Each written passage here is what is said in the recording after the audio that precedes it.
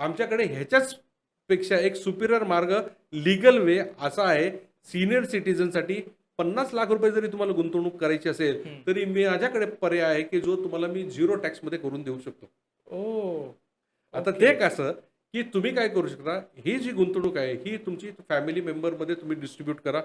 Husband, wife या ठिकाणी okay. आणि लीगली आपल्याकडे टॅक्सेशनचा असा रूल आहे, की दरवर्षी तुम्ही 1,25,000 पर्यंत तुम्हाला टॅक्स एक्झम्प्ट आहे. हां. तुम्हाला त्याच्यावरती प्रॉफिटवरती काही टॅक्स लागणार नाहीये हं. आणि 1,25,000 तुम्ही 4 जणांचं जरी म्हणालात, तरी तुम्ही आज 5 लाख रुपये दरवर्षी विथड्रॉ करू शकता. करेक्ट. हे सुद्धा टॅक्स फ्री इन्कम करू शकता तुम्ही. ओके. तर हा एक वे आउट आहे ह्याच्यामध्ये. पण हे ओके. लोकांना माहितीच नाहीये. Correct, correct, correct. आणि लोकं आजही बँकमध्ये फिक्स्ड डिपॉझिट ठेवतात किंवा त्या डिव्हिडंडवरती जातात.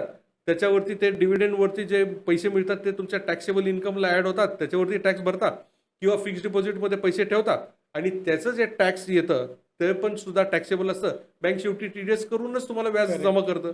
बरोबर. मग त्याऐवजी एक तुम्ही म्युच्युअल फंड डिस्ट्रिब्युटरची जर सल्ला घेतला, हं. तर तुमचं इन्कम सुद्धा इंटॅक्ट राहील आणि टॅक्स लायबिलिटी सुद्धा कमी करता येईल. ओके. असं आहे.